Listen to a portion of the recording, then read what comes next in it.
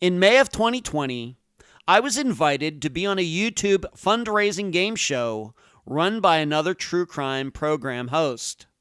Since then, he and I have communicated many times, and we even worked together earlier this year on the Jason Landry disappearance. Today, you get to hear from John Lordan. I'm Ed Dentzel, and this is a special episode of Unfound.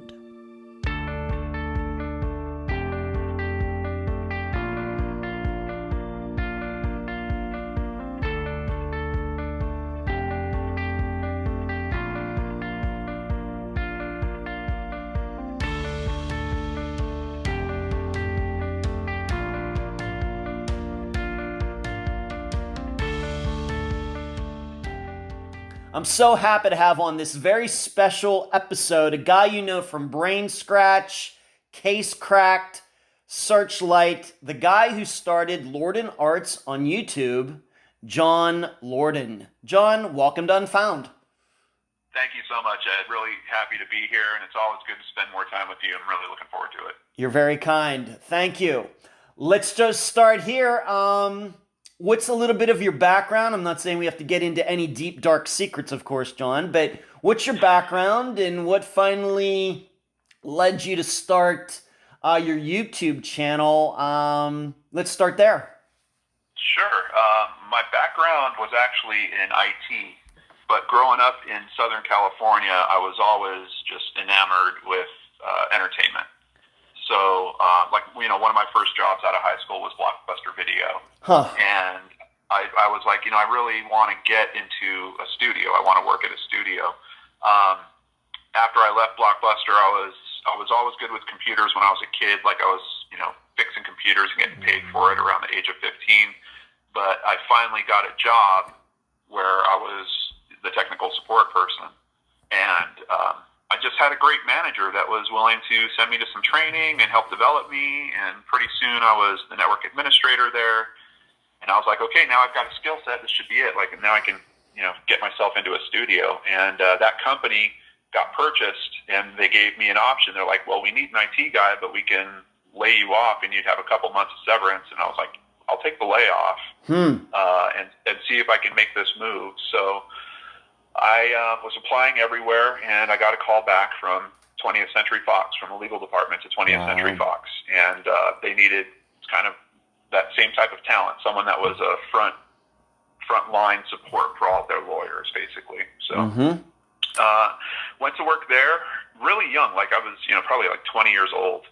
Worked there for about 6 or 7 years, and there were some cool things that happened. It was great working on the lot and, having a little golf cart, and, getting on the sets and that kind of stuff was all fun. But there felt like there was this invisible wall between the business side and the creative side. Yeah. And I never figured out how to get through that wall. So I eventually decided, hey, I'm going to, take some time off again. I'm going to kind of try to reboot this. I did a little acting. I was taking classes in improv and all this stuff the whole time. So, and so I kind of took a shot at acting, did a couple commercials, quickly figured out that even though I was getting some money, it wasn't nearly enough to really take care of things. So I went back to kind of the IT work. Got very fortunate that I eventually landed with Cirque du Soleil on a show that they were doing in downtown Hollywood called Eries. And it was during that was a company that invisible wall I was talking about was completely smashed. That they were all about developing talent and being open about their creative process and seeing how that could kind of cross-pollinate their business. Just an amazing company to work for. Okay.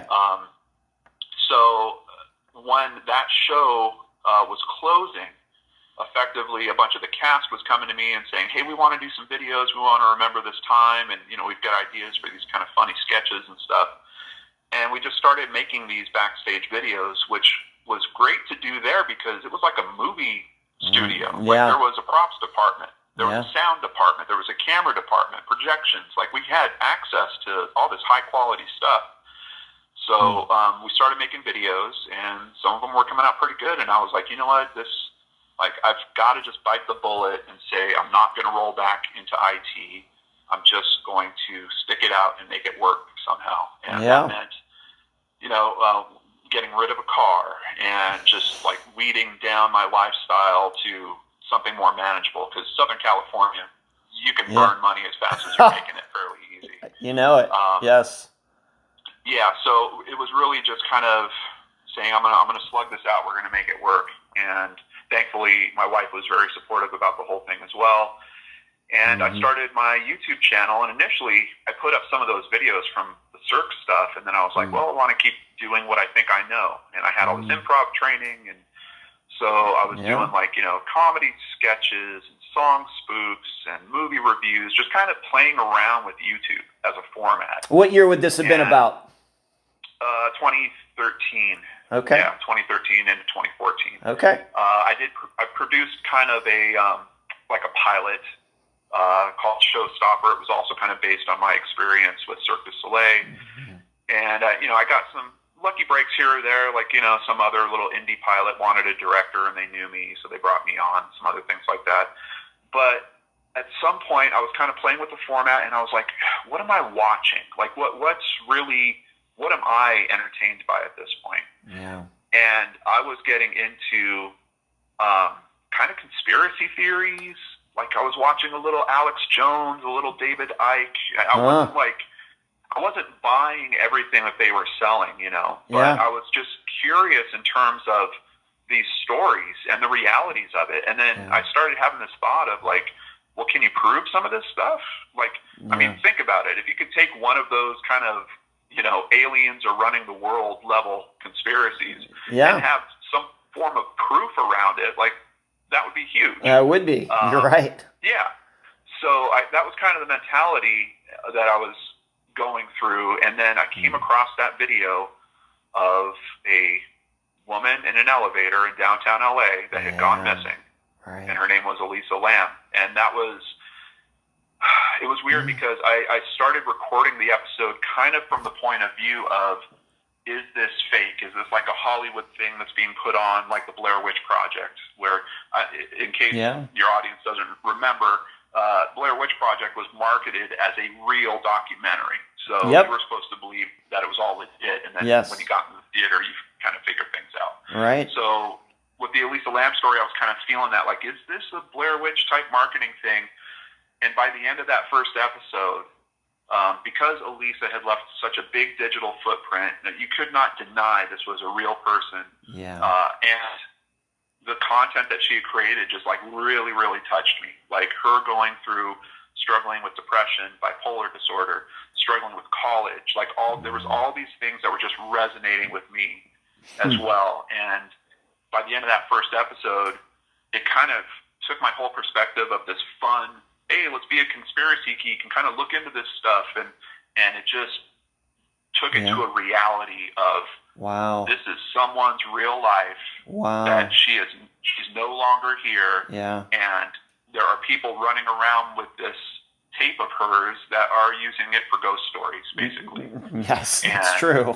So I kind of went on this mission personally of the same thing. My approach was always, I'm going to be open to whatever you're trying to tell me, but I'm going to look into it for myself, and then I'm going to make my own decisions. And that was the approach of Brain Scratch in the early days. There was all these different theories about Elisa, about, she said something about an invisibility cloak. Look, you can see someone in the invisibility cloak in that footage. Yes. And I was just one by one, I was taking those stories and trying to either prove or disprove them. And ultimately it was about kind of debunking most of those stories to get to the reality of, hey, look, we're talking about someone that's dealing with really hard emotional issues here, and something very, very tragic happened around that. It did. Now, when you found out about her, how long had it been since she was found deceased? Of course, up on the roof of that building. Were you following it right at the time, or was it like a month after she was discovered, or what was this? No, I would say I probably started catching wind of it about a year. A year after. Okay. Yeah.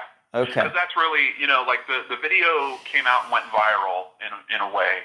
But it was really the afterflow of YouTubers in this kind of creepypasta area that were taking the video and then making their version of the content Yes. from it, and all these different, theories that were coming out of that.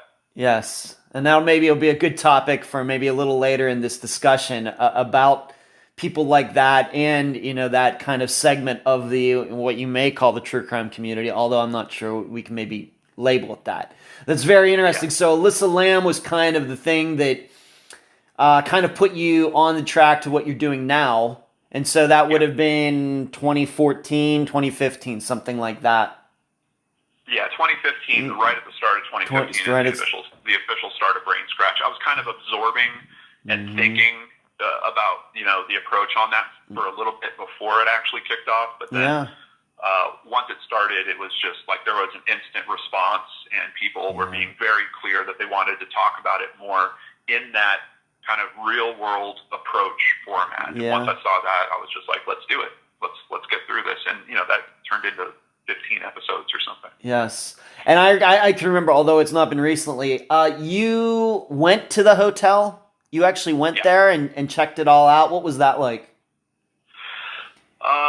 It was weird. Like there's been a few different moments where I felt like I was really pushing out of my comfort zone and out of boundaries a little bit. And that was one of them. Like going to a hotel, you're not staying in. Yeah. Like I didn't have any resources at that time. Like literally for me to spend, $20 or $30 would have been a huge deal. And, just to get down there and for parking, like you're spending cash, but, going to the hotel and just once again, resonating with the reality of what she was going through. I'll never forget just walking down the street and, there's people that you can see that are homeless. There's people that look like they're probably on something. There's one guy that came up and I was wearing a shirt. I think it was a Spider-Man shirt, if I recall correctly. And I don't even know what he said. He said something and just kind of slapped me on the chest, like right on the logo of my shirt. He wasn't being violent or anything, but it was just like it was almost like being kind of knocked in the forehead about, hey, look, mental health is a big issue down here. Yeah. And it should be the core of Elisa's story, but her story was pulled in all these very different, wacky directions. Yeah. Yeah, it is disgusting. It is disgusting because, of course, something with Elisa, and of course, I do not know about it as much as you do, but my perception has always been that, here's a woman who actually had problems, and then other people are trying to turn her problems into entertainment. So they can, they're not trying to solve anything, not trying to draw attention to, mental health problems and things like that. No, they're going to manipulate it this way and manipulate it that way so they can get views and downloads and everything. Right. Yeah. Right. Yeah. Wow. And that's a line that I was constantly eyeing as well. Like, because I was recognizing that, wow, there's, for what I was bringing to the format, what I was bringing to the conversation, people were being drawn to that. And I was constantly checking myself, and I still do, honestly, Ed. I'm sure you go through this as well. Like, with certain cases that come to you, it's like, ooh, should I really do this one? Yeah. It's a constant line that we're watching, and I feel extremely fortunate, especially after going through the experience of being on the Netflix show and seeing kind of what they had to do with the story. And first of all, how long it took them to get to it. I'm just very proud that the speed that our industry produces at, and the lack of, we don't have to really deal with advertisers too strongly. We don't have to deal with corporate entities that are kind of telling us we need your format to be more like this, or we need your content to be like that. If I want to do a story about a transgender Jane Doe, I can do that. Yeah. And it's no problem. And if it only gets 2,000 views, I don't care, because I'm doing it for the people that care enough about that story to go looking for it. And hopefully one of those people that care enough is someone that has some information, and maybe that video actually gets them to pick up a phone and put it in play. So, Yes, absolutely. Yeah, right. And I want to talk a little bit more about that for sure before we're done. But so you started this channel, the Elisa Lam thing, obviously well known, fairly popular. You said you did 15 videos on it or something like that. I do have to ask you, when you were done, how did you, of course, with all the popularity of her death, how did you decide where to go from there now that this had been so popular? And, Elisa Lam types of situations are not happening every day. So how did you decide, what am I going to do from there? It was really listening to the audience. They were bringing the other conversations that they wanted kind of my touch on. Like I was being recognized as someone that was open to all the possibilities. It's very different when you have someone that's kind of just stuck on their particular perspective and kind of pushing their agenda very strongly. It does gather an audience, but it's not kind of an open conversation. Like my audience was changing my point of view, and they recognized that. Like if I would put out something in a video, because I'm not an expert in everything, obviously, and there's other people that have tons of different life experience out there. I might hear from someone about, oh, John, well, actually, I was down there and I checked this out and I found this piece of the puzzle that's different than you thought. And then in an update video, I'd be like, hey, we had someone that kind of contributed this new point of view for me, and here's where I'm at with it now.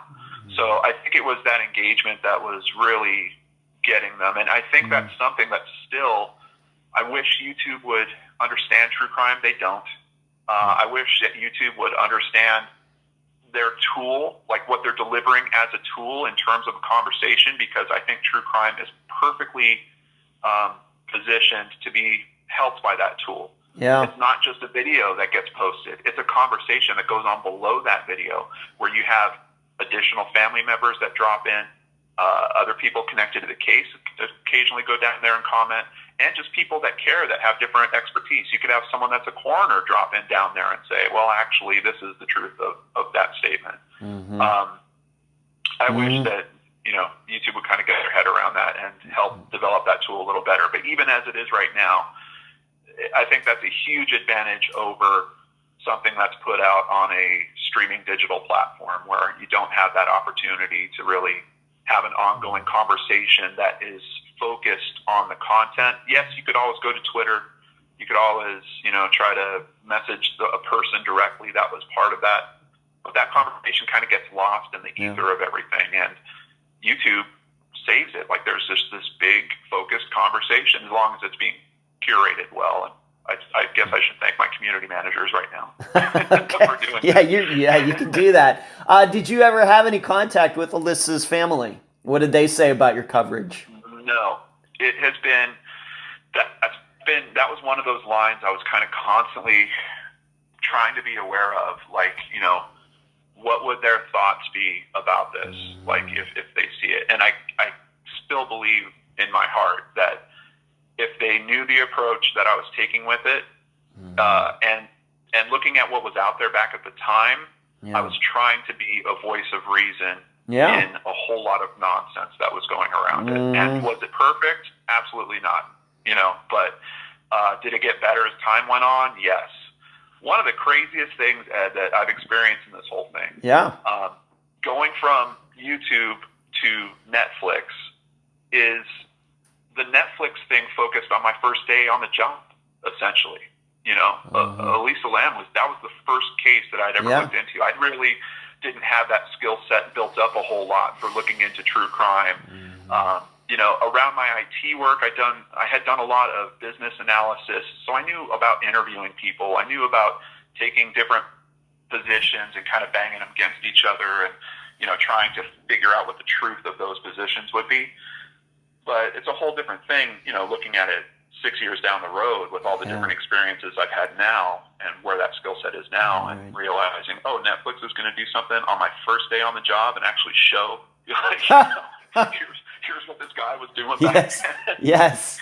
So Elisa's family then never contacted you or anything like that to say, well, this or that or anything like that? No, and I got to tell you that was, I had been contacted by so many different producers over the years that were recognizing there was something to her story, but couldn't get that resonating connection to someone's heart, and they were constantly looking for that. I know that there were several producers that tried to reach out to the family, And it just, the family was just, I believe they were extremely hurt. I think that the pressure of the attention that all of a sudden was pulled to it was a lot to handle, and they're trying to deal with the grief of that, and then on top of that, the wrongful death suit, because they actually kicked off a suit.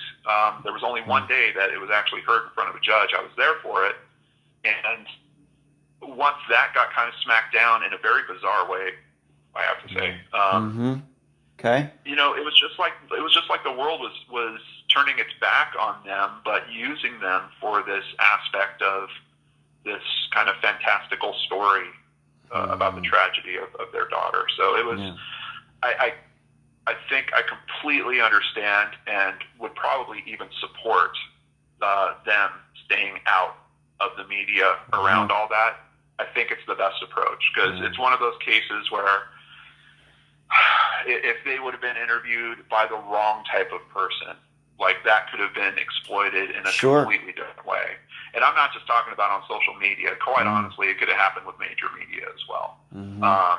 So I think their approach on that, we're seeing kind of a similar approach with the Lauren Cho case as well, where her family is really locking down the information on it.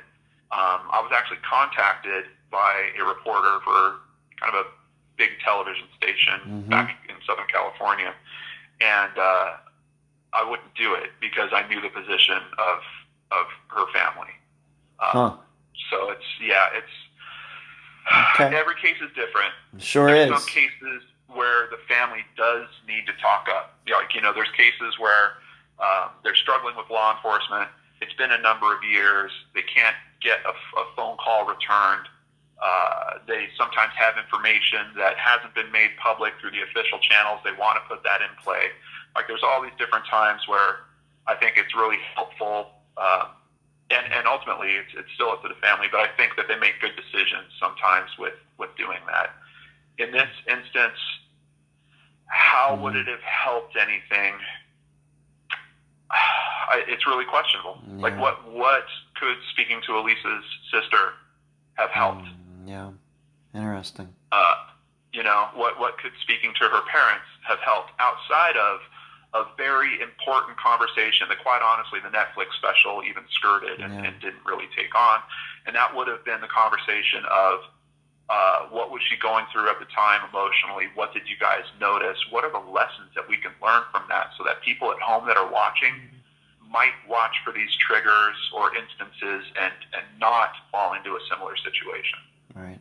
We'll move that to a little later in the conversation, because I want to talk about more into that production and how you were involved. And of course, there was some blowback and everything from that Netflix show that you suffered yourself. I want to come back to that later in the conversation, but I just want to get back to the channel in general. So you do this, you've been doing this then, this has been your full-time thing since like 2014 then? Yeah.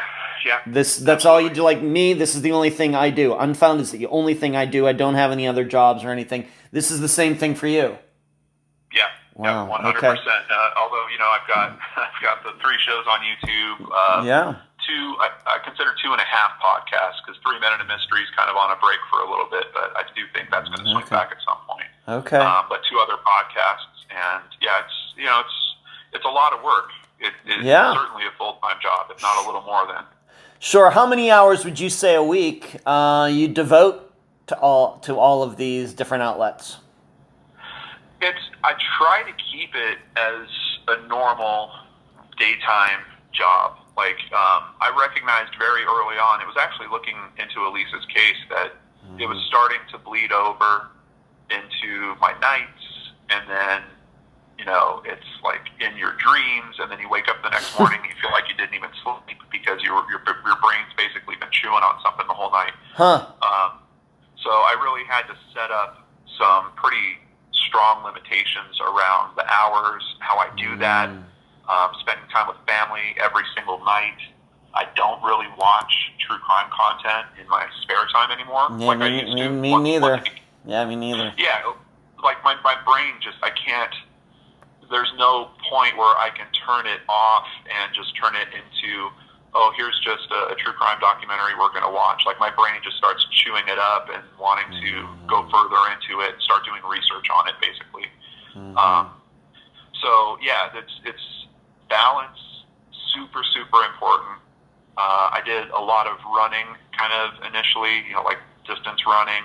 Now I play a ton of racquetball. I'm also always trying to keep something physical going on, and video games and stuff like that. But it's not just about the content creation, because now it's its own business, and there's other people that are kind of working for me in different ways.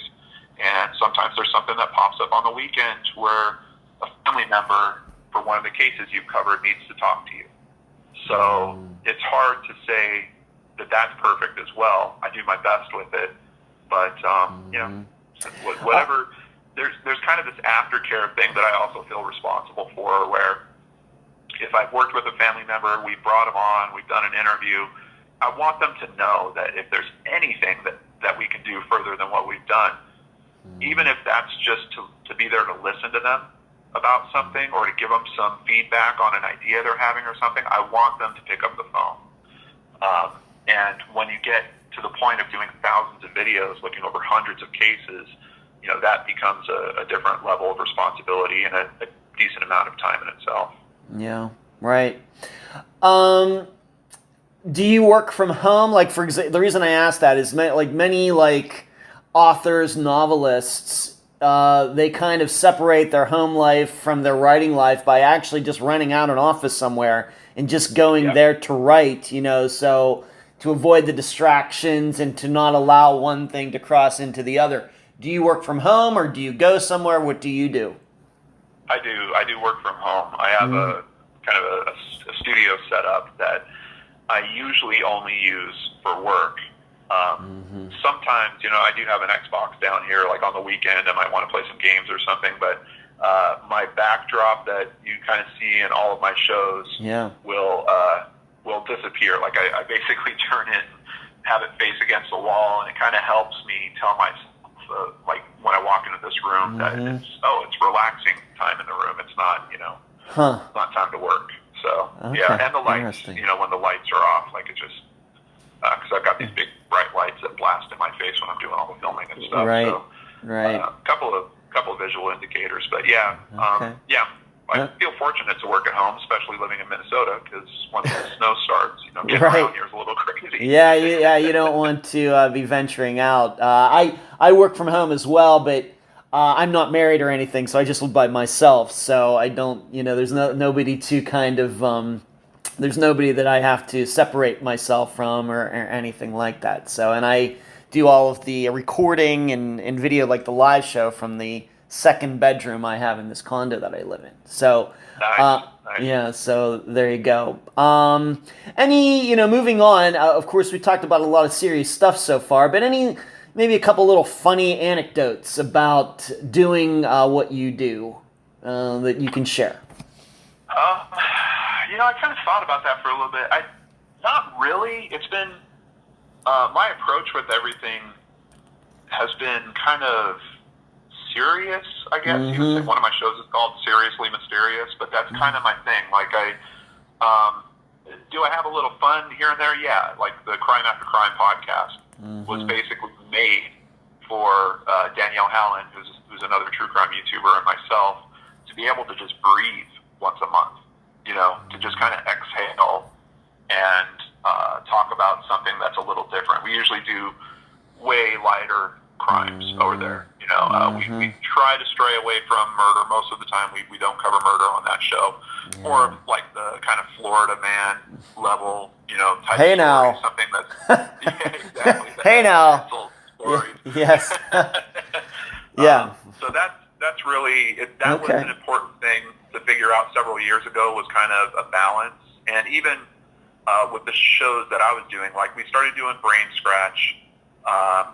I had a family reach out to me after I had covered a missing persons case. That was the Brandon Lawson case. And once they reached out to me, I was like, wow, I've got to do a show just on missing persons cases, and it's where Cirque du Soleil came from. Yes. But then it was like, wow, the channel's getting kind of heavy, because we're looking into all these things that are tragic and unsolved, And that's where we said, okay, we need to do a show that's about how these things get solved, which is case cracked. Mm-hmm. So it's a challenge over the several years of keeping that balance and making sure things don't get too dark, because we're looking into really, really dark stuff normally. Yeah, I know the feeling. Okay. Any threats? Any work that you've done where somebody did not like what you did, somebody did not like what you said, and anything like that over the years? The biggest one, I think we're going to talk about a little later. I'll save that for later.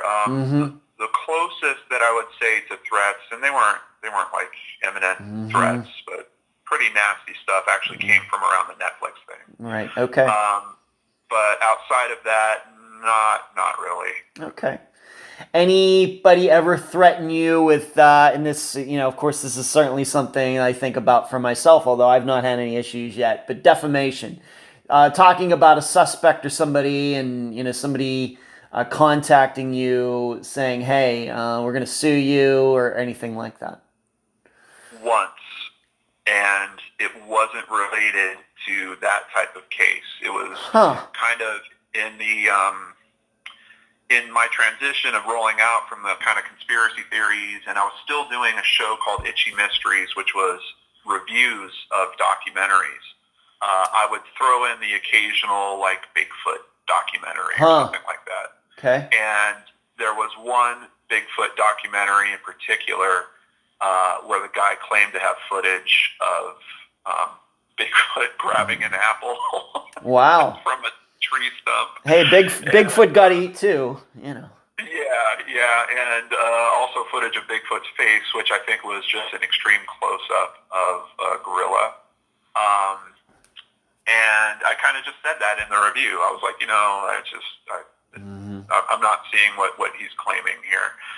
And all of a sudden I got contacted by someone claiming to be an attorney for that guy, and saying that I had to call them immediately or they were going to sue me. And I was like, I'm not calling anybody. And I was pretty sure that attorney was actually that guy. That guy, using with a disguised voice, calling himself some other name or something. Okay. Yeah. Well, and he was also, I have to say, he was selling trips to go on these kind of Bigfoot hunting expeditions with him. So I think he was worried that, having that review out there was going to damage his credibility or something. All right. So grifter's going to grift, I guess is what you're saying. Yeah. Grifters are going to grift. Okay. All right, excellent. So we got some background on John. The Cirque du Soleil stuff really sticks with me because I lived in Las Vegas for 13 and a half years. I worked in entertainment there, although I never worked for Cirque du Soleil there. I had friends of mine who did, and I saw at least a couple of the shows while I lived there. So when you talked about Cirque du Soleil, that certainly hits home for me. That brings me back to my Las Vegas days. Did you ever go, being that you were working for them, did you ever go to Las Vegas and watch the shows there? Yeah, absolutely. I was literally the last employee when everything was being shut down, so I had to load up the last of the equipment into a van that had the show's artwork all over it and drive it back to Vegas. Neat. But I've seen several of the shows out there. Okay. And, the things they do physically are amazing, but to know all the coordination that's happening backstage with all those different departments. It's acrobatics all over the place. It's crazy. I can remember, I don't even know what year it was, 2006. I remember going to see O at the Bellagio. That's the one with all the water. They're diving in and the platforms are moving and everything. It's so crazy. It's fantastic. But I guess that LA show shut down. They just kind of shut it down. Did not do well, or what happened? Yeah, they ran it for a couple of years. The one of the most amazing things was the music was done by Danny Elfman, so I got to hear that music every day at work, and I never got tired of it. It was such a great soundtrack. But it just wasn't hitting quite the numbers they thought, and it's a hard sell because they were Hollywood Boulevard is seen as kind of a tourist area, but if you know people on the city council and stuff, they'll tell you the tourists only go there for approximately 90 minutes because there's really nothing that you do there. You walk around, you look at the stars on the ground, you take a picture with a couple of them, Maybe you take a picture with some guy dressed up as Superman, and you leave. Like, it's just a giant mall. And outside of going, like, Jimmy Kimmel's show films right there. So if you have tickets to that, like, maybe you'll stick around longer. But in general, people don't really stay there for a prolonged period of time. So Cirque was trying to kind of put stakes in the ground there and make it more of kind of a tourist destination. It's a hard challenge. Vegas made for it, because people are, when you go to Vegas, you're staying for at least a weekend. You're there for a couple days. So it was just a different thing in terms of selling the show. Right. Okay. Thank you for that. Okay.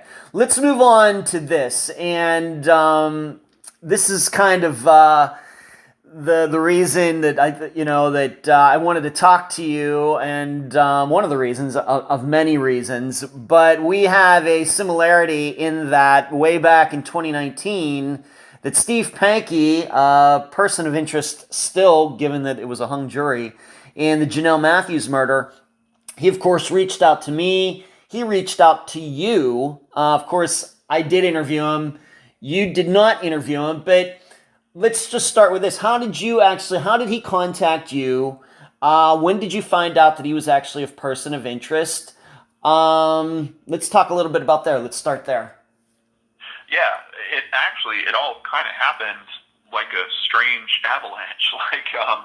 He didn't reach out to me in particular for getting an interview or anything like that. What had happened was, I saw on Twitter that Robin Warder was talking about some guy that had gotten arrested. His name was Steve Pankey. And I was actually filming at that time with Gray Hughes and Mike Morford. We were doing our show 3 Men in a Mystery. And I just kind of brought it up after we were done recording. I'm like, have you guys seen this? Apparently this guy was a patron of Robin Warder. And I mentioned the name to Gray, and Gray's like, you know what? I think I've spoken to that guy. I think he's left a comment or something. And so Gray starts looking on his end. I start looking on mine. I didn't have any comments from Steve, but there was this whole hook of Robin Warder saying that Steve was also a patron of his. And I was like, he kind of seems familiar. Let me go check that. So Gray did find a comment that he had left him. And it was kind of in that same vein. I'm sure you've heard this enough from this guy already. Go ahead. But it was kind of no one is going to understand what happened here unless you look towards law enforcement. Something like that. Yes. And then I hit my list on Patreon, and I'm like, well, there he is. He's one of my patrons. Had been my patron, I think, for a year and a half or something like that. Oh, my. Wow. And then I was able to click on his profile and see, who else he was following, and he was following a bunch of us in the true crime community. And so what time frame would you say that this was then? This, like you said, a year and a half? Because to my knowledge, he didn't become a patron of Unfound till like July or August of 2019. What would you say the time frame was for you? I could actually bring it up. Let me see here real quick. Because just to give you the time frame, Janelle Matthews' remains were found in July of 2019. I interviewed him in October of 2019. He was finally charged with her murder in October of 2020. So it took a year after I interviewed him, if that helps any. Okay. Yeah, let me just see. I think he's actually still a patron of mine. Is he? Okay. Yeah. Okay, so, he's been a patron of mine since May 16th, 2019. Okay, so to put this in the time frame, I guess, for the listeners, this would have been right after he said he started getting harassed by police again, because that came up in the trial of April of 2019 when they started coming around again. So right after that, then. Yeah. And okay, that's interesting to me. Okay. Well, and one of the other things that I found interesting was once I started looking at him and seeing who he was following, there was another creator he was following, and I was like, I'm not familiar with this creator. Actually, this is kind of interesting now. It looks like he has removed it since. But it was a creator that does gun reviews. That's interesting. Yeah, I've got not looked into any of that, so that's interesting. Huh. Yeah, I've got that noted in my episode of Case Cracked on this case. So that actually has the creator's name. And I don't know if the creator, like maybe they shut down their Patreon and that's how it removed from him. But that's kind of weird. Everything else is still there except for that. Okay. Had you, before he contacted you and you finally figured out who he was, had you ever heard of Janelle Matthews and her disappearance, I guess, at that point before? No. I mean, it might have been suggested a couple times. Like the name didn't seem wholly unfamiliar, but I hadn't looked into her case yet. It was really through that that I had Christy Arnhart, my associate producer, and she's a writer for Case Cracked. I had her do a little bit of a deep dive on that and write up a script for Case Cracked on it. Because honestly, like, I was feeling pretty sick at, like, I was, I saw that he had liked someone's coverage on the Maria Ridulph case, which is a case, kind of similar elements, a little girl that goes missing, there's tracks in the snow,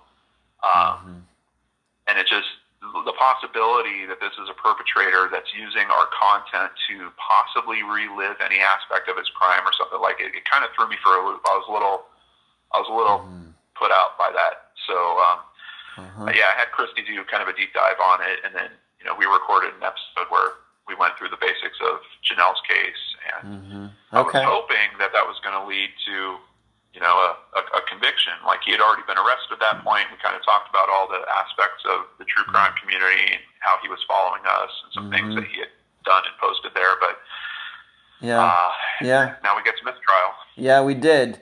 At any point, did you consider interviewing him for your program? Because once again, the way I remember it, the reason he only contacted me is because he wanted to come on Unfound to tell his side of the story. Did that not ever come up in any communication with him? No, never could. And it would have been easy for him to, honestly. Like, he could have. I have people that contact me through Patreon all the time. I mean, that's one of the benefits. You get to direct message whoever you're following. Sure.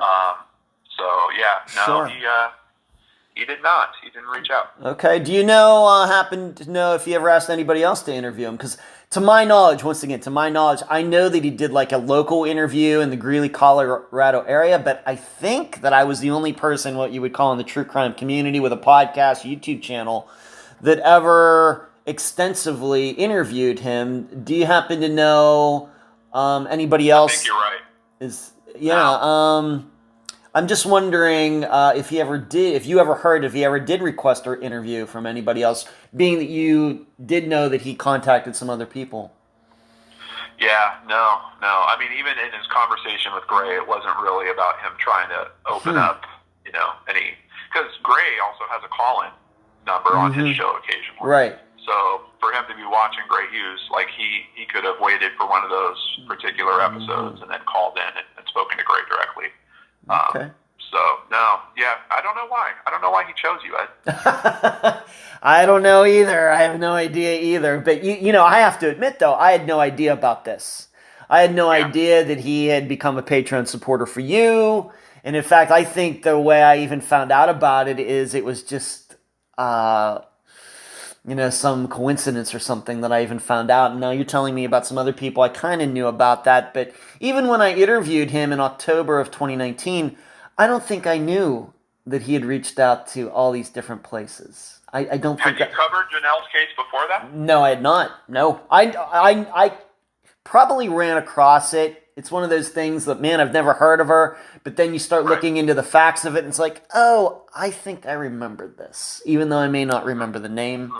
But I was not aware of that, and I think until well after I interviewed Steve in October of 2019.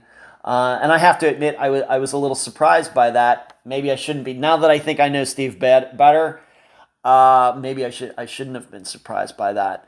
Have you ever, just in general, have you ever been contacted in doing your program by a person of interest in anything, whether it's something you actually covered and then they get in contact with you afterwards, or even just somebody out of the blue saying, hey, they're writing things about me, I'd like to tell my side of the story. Has anything like that ever popped up? Yeah, a few times with cases that I have covered. Yeah. Yeah. Please, well, if you can, you know, you don't maybe don't have to say the case or anything, but how did that? What decision did you make? How do you go about making a decision for something like that? What were the circumstances? I think I would have followed kind of the approach that you did. I mean, ultimately, we don't know that that person's guilty or not, Mm-hmm. and it's an opportunity for information to come out about the case that could be helpful in terms of public's understanding or what types of tips get called in on it. So I've offered for people that were persons of interest. I Mm-hmm. would essentially tell them, if you want to come on and talk about this, let's set it up. I will absolutely do that. Mm-hmm. I wouldn't do it live, which Yeah. I did have one in particular that was kind of pushing for it to be live, and I was like, Yeah. no. Yeah. But Right. I'm known for my editing touch on any interviews I do is almost non-existent. Like Yeah. outside of technical issues Yep. or things at the end of the interview where the person's like, "Ooh, I really shouldn't have said that," or law enforcement asked me not to Yes. divulge that. Yep. Me too. But Yeah. but for POIs, no, I would absolutely. I wouldn't have any problem bringing them on. Mm-hmm. Like I said, they're innocent until proven guilty, and if they have some aspect that needs to be talked about, Mm-hmm. I'd be up for that. Honestly, before this year, I wasn't. I mean, I had done interviews all through the years, but this year in particular, I'm focusing on cases where the families are reaching out to me in particular. So the number of interviews that I've done has gone up this past year. Okay. You said a couple did contact. Did you do those interviews? Did you not do those interviews? They wouldn't do them. They wouldn't do them. Oh, okay. So they contacted you, but then they wanted to do them live, and you said you didn't want to do that, or what? What were the circumstances? Well, that was one. Okay. Yeah, that was one in particular. There was another that was like, you're creating a lot of grief for me, and like I'm really sorry about that. We can clear it up if you just want to come on and talk about this. And ultimately, those conversations, even when you try to press into it, like, oh, wow, I'm really sorry to hear that, what's going on, the details that were coming out about the grief that I was supposedly causing them was stuff that was already going on before I had even covered it. So, yeah, Okay. But, with YouTube, you have to be careful about who you name, and ultimately, the general rule for me is if they were named in a major publication, in a paper or something like that, then I'll go ahead and be fine. But if they weren't named in that major publication, like even if I'm doing an interview with a family member and they want to bring up some people, if that person has not been named in public, we don't. We will always use aliases when describing them. Okay. All right. So you've had an opportunity to do that. Just didn't come together, and what you're saying there is familiar to me too. Some people have contacted me after, and this is very popular. I'll get an email. Well, your guest, they lied about me. They told me they were lying. This wasn't, and then when I ask them specifically, well, what did they lie about? I never hear from them again. I want to come on and tell my side of the story because your guest lies, she doesn't know what. And then when you say something like, it's just amazing how that just kind of shuts them down. So maybe my experience maybe has been similar to yours. However, Steve's situation is still a unique one for 5 years of doing Unfound. The way that all happened. Okay, did you follow the trial as it was going on? Being that you did have at least some slight contact with him, what were your impressions as it was happening? It was crazy. The information that came out with his ex-wife, taking the stand, talking about the car that just caught on fire, him asking her to read the articles about Janelle to him over and over, the same articles up to 3 times. Yes. I was just watching because basically we set up Google News alerts on anything that we cover on the show, and they get sent over to me. And I was watching day to day, going, "We're getting closer. We're getting closer. They're not going to have any problem here." And that's why it was a really big surprise to all of a sudden hear that it was a mistrial except for the 4th count. Is that right? So you're saying you were surprised it was a hung jury? I was. I thought, especially off of the information from Angela Hicks. Like, I was just like, this is. I mean, I knew it was tough in terms of the physical evidence. Yeah. Very. But the circumstantial, like, at what point is it even circumstantial? Like, it was so abundant, and I don't know. I have to admit, I was not surprised at all. And I don't know if it's maybe because I actually interviewed him, maybe because I was there or whatever. But, and then I did get interviewed by a blogger after I was done, like on that Friday night before I came back to Florida. And he was like, said the same thing. He was like, man, this feels like, this is like a hung jury. And that was only like day 8 of the trial or something. Yeah. And it's felt very muddled, even though, yes, his ex-wife had been on the stand and things. But I think you bring up a good point that the physical evidence was light, if to the point of being non-existent. They couldn't put him on that street at that time, in that very specific time frame of that hour. No DNA on her body when she was eventually found.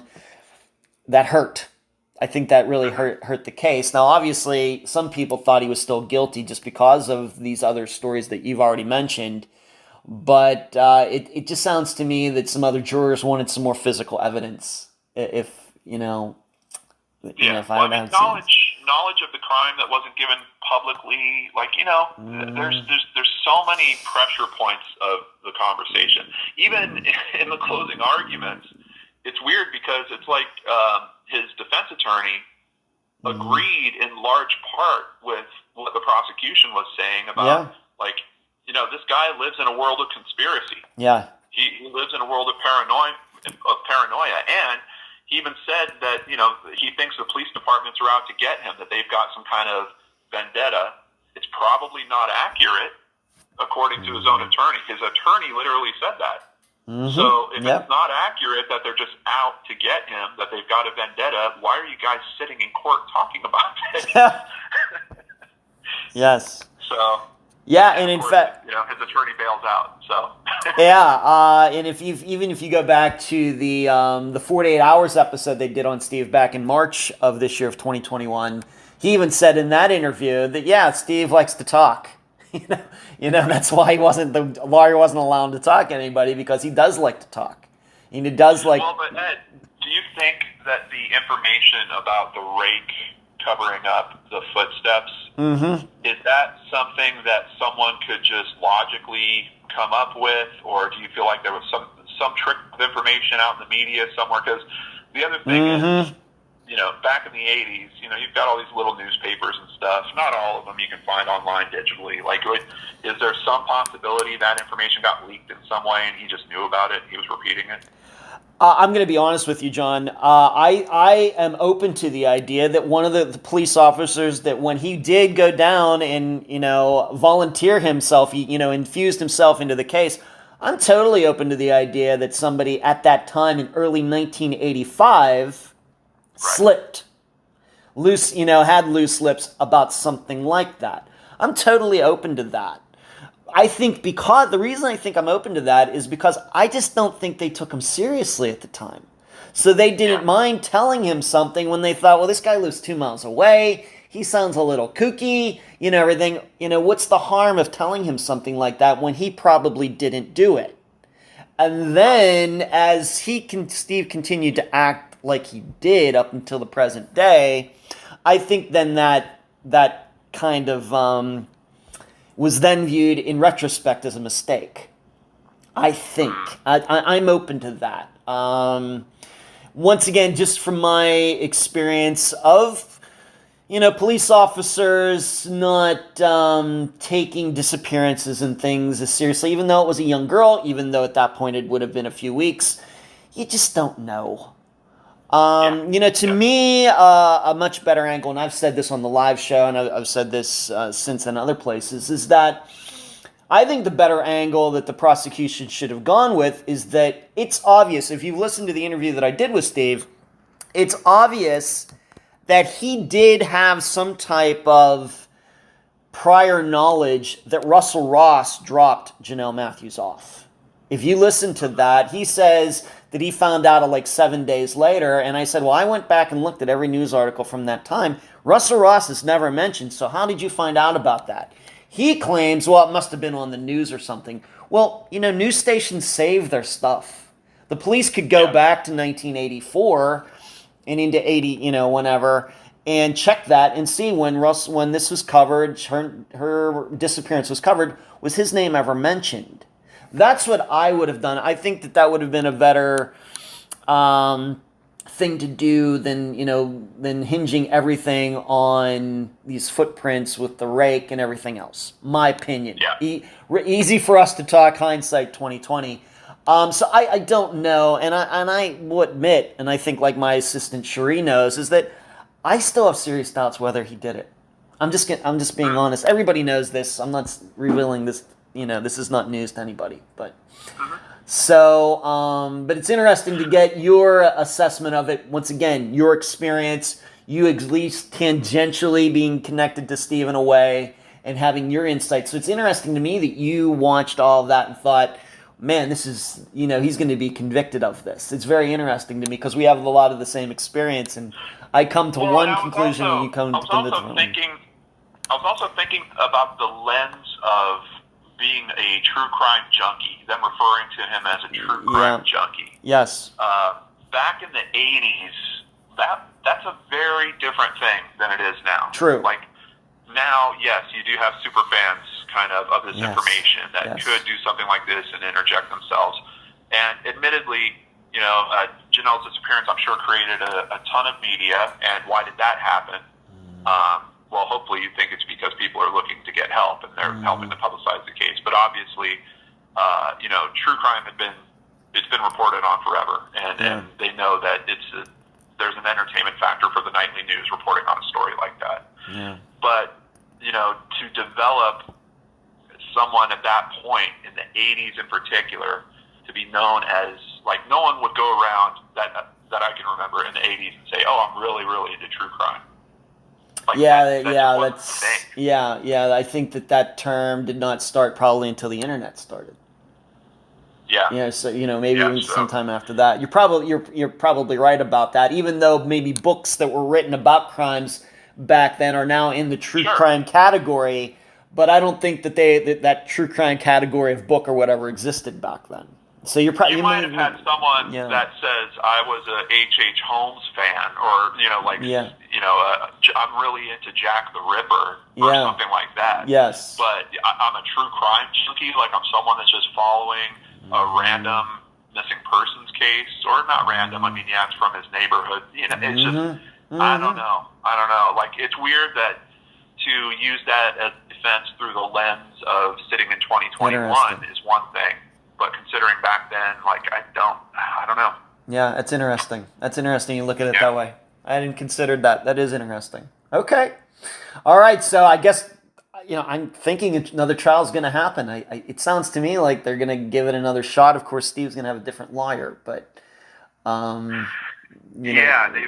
think they just announced that they're giving them 6 months for the new legal team to go through all the materials. So we won't know for sure, I guess, about next steps until May of 2022. Yeah, so maybe I'll be heading to Greeley, Colorado again. So we'll just have to see. Okay, let's move on to some more general topics. And as everybody knows, when I do interviews, I type out these outlines for the guest so we can make sure we don't miss anything. And so the next thing on the topic on the outline is, in your opinion, John, where are we? Where is the true crime community? What is the current situation? Where are we right now? Have things progressed since Serial happened like 7 years ago, which in my opinion is probably what put true crime podcasting on the map? Where are we right now, in your opinion? Yes, I do think things have progressed. And then in terms, obviously I'm much more focused on YouTube as the medium. Of course. Things have kind of regressed as well. They progressed in terms of people starting to take the conversations more seriously, starting to treat the subjects more seriously. kind of getting away from that era of creepy storytelling and, spooky music underscoring everything, and turning into people just having conversations, sitting on their couch or in their bedroom, talking about something that they're very passionate about, trying to help someone else. Unfortunately, it's kind of overreached, and there's people that now see that and go, oh, that's super simple. I could do that. I've got a couch, I've got a bedroom, I've got a camera. So there's varying levels of quality when it comes to the research in particular.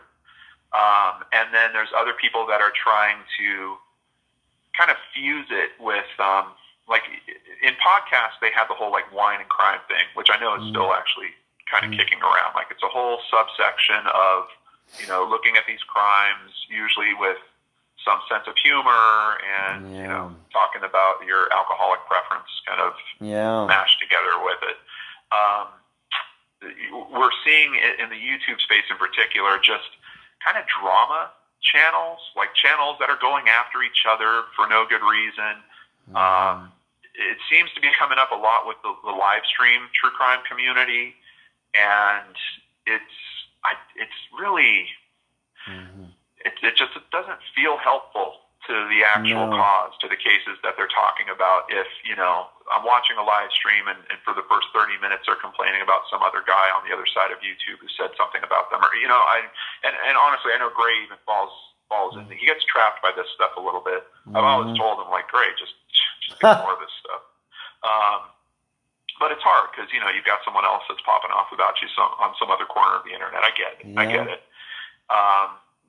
But, so it's, the problem is there's varying quality. And then in that, you might have families that are reaching out and they don't know the difference. No. Like they don't know this creator from that creator. And ultimately, when I go looking for cases that I'm going to cover, one of the things I'm proud of is to bring a case to YouTube that isn't on there yet, because YouTube is the second biggest search platform in the world. Right. Anyone, if you're looking to fix your toilet or if you're looking to learn about something, you're going to YouTube. Yes. So I see it as a really helpful thing for these cases that don't get a lot of coverage. Maybe there's just a handful of local articles that got no television coverage, no national level coverage. Get them on YouTube. Like that just seems like a smart thing to do. But if I go searching and I'm like, oh wow, that case has already been covered by 5 people, and I don't have time to go through all their videos and say, wow, what was their level of quality? What do I think of their research? At that point, I've got so many cases that are suggested, I'm just on to the next and looking for the next one that's the right fit. So there's a little bit of an unfortunate side effect in that. Is all coverage the same in this format? I don't personally believe that. I don't think it's the same at all. I think if you get someone like Stephanie Harlow, someone like Danielle Hallen, someone like myself, you're going to get a much more detailed and probably complete picture than some of the other creators out there. Not every video is the same, and the audiences aren't the same. So it's growing pains, I guess, is the best way to say it. And it's weird because I don't want to dissuade people. I want people that are passionate about it to fire up their cameras, to get on their couch, to sit on the edge of their bed, and to learn the lessons that the creators that have been around a little longer have gone through. Like I said, man, it was far from perfect when I was getting started. Me too. Yeah, of course. Yeah. So it's a development that, I do appreciate and I want other people to go through. But I constantly just kind of struggle with that because every now and then I'll just see a video and I'm just like, oh no, what are they doing? What are they doing here? And honestly, I have been so open. Whenever someone reaches out and they're like, hey, I'm looking to get started. I don't know what this to use. I don't know what camera to use. What would you do in this type of situation?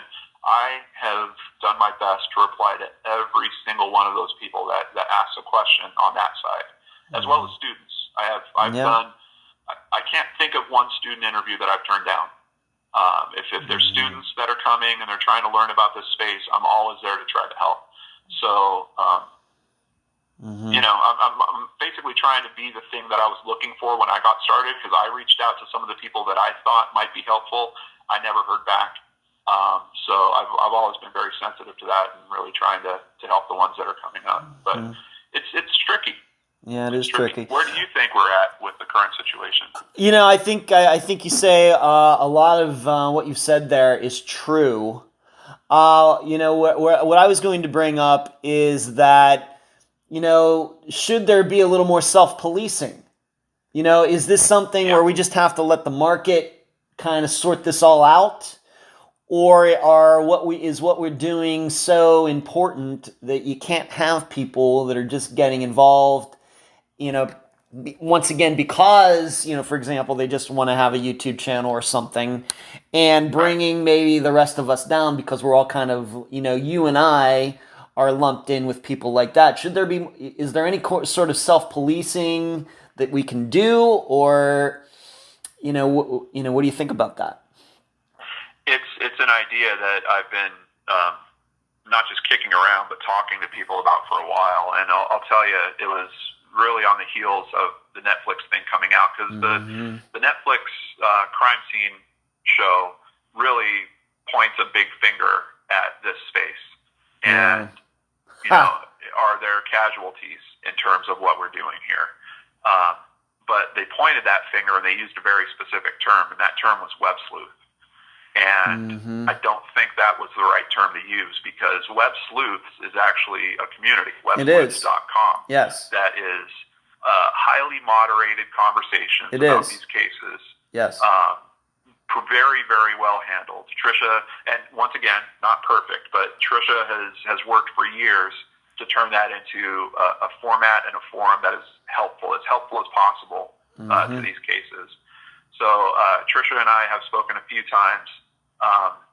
Trying to figure out the mechanisms is tough, but we're kind of the same mind that there needs to be some certified badge or something, some type of, you know, I've gone through some little mini training session about being sure that I don't, you know, hurt other people in this way, that I'm citing my sources in this way, that I'm not publicly naming people that I found on Facebook that I think, like, you know, some little curriculum that basically a true crimer could go through, and then at the end agree that they're going to abide by a certain set of rules, and if they do, then they get the, you know, certified web sleuth type badge, something like that. But it's something we've been talking about. It's like what they have on Twitter. You have those blue check marks. You know, so, you know, a famous person, you know, it's that famous person and not some fake account or something like that. And basically as a stamp of the ethics of the information or their presentation and the information that they're presenting. Yeah, right. I think probably when people think about me and I talk about these, usually it's during the live show that I do on YouTube on Wednesday nights, is that, you know, I never call out any particular show. I don't do that. I just talk about what I see. And I've been talking about this for a long time, that it does seem to me a lot of people get into this to use death and disappearances and all these murders as entertainment. You know, they're going to do that, and then they're not trying to solve anything. They're not trying to forward, you know, make things better. It's just a way to, like, become a famous person on YouTube or a podcast or whatever else. And that irks me to no end. You know, and it's interesting, being that you kind of have an entertainment background, and I certainly have an entertainment background. It's weird that we look at it, what I would say, of course, is the right way, even though we've both done entertainment, and then people who get into this and maybe don't have entertainment backgrounds, they do treat it as entertainment. I don't know if that's some sort of irony or paradox. Well, all I can hope for in that head is that they get to the same types of experiences, because you're right. I was playing around with a platform. I was trying to figure it out and trying to see what I could do to be successful in that space. But ultimately what happens is I paid, I think, good respect to a topic that was recognized by other people. And then I'm being contacted by, the family of Brandon Lawson, and they're crying on the phone about how thankful they are that someone cared enough to do all this work and pull all this information together and give them another shot of hope. And then I'm being contacted by a woman I don't know named Sarah Turney, who is trying to figure out if her father's responsible for what happened to her sister. Right, Alyssa, sure.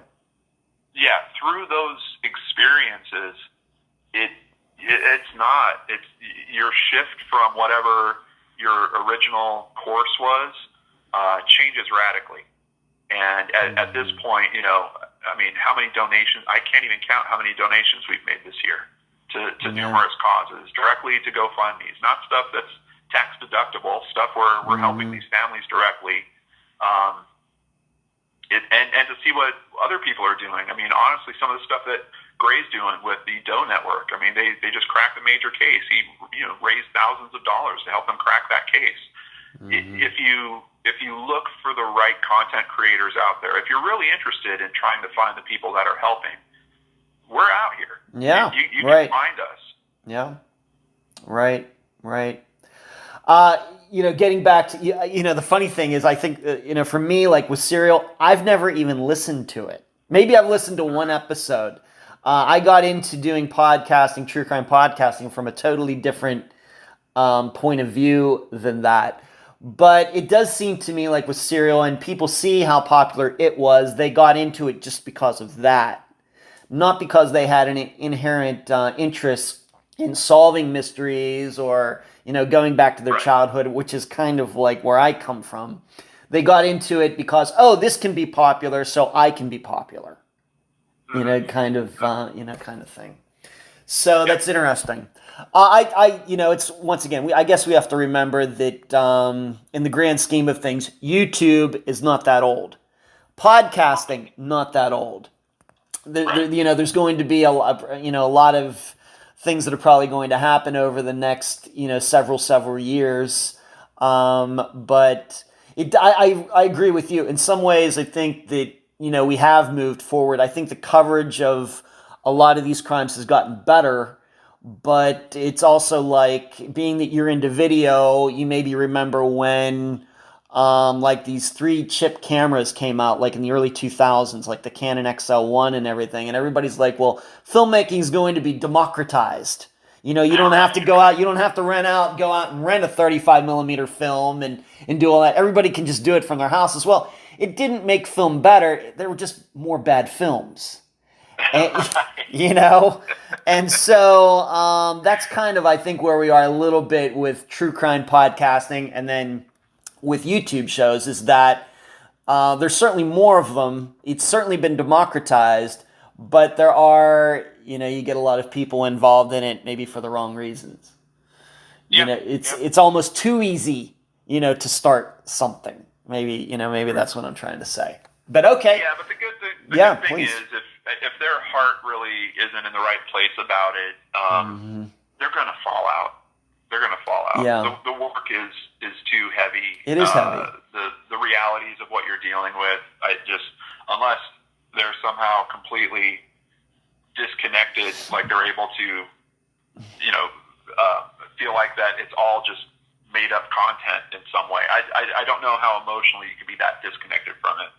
There's been several creators that we've seen that have gotten into the space, and they've wound up with emotional issues that have pulled them out of it.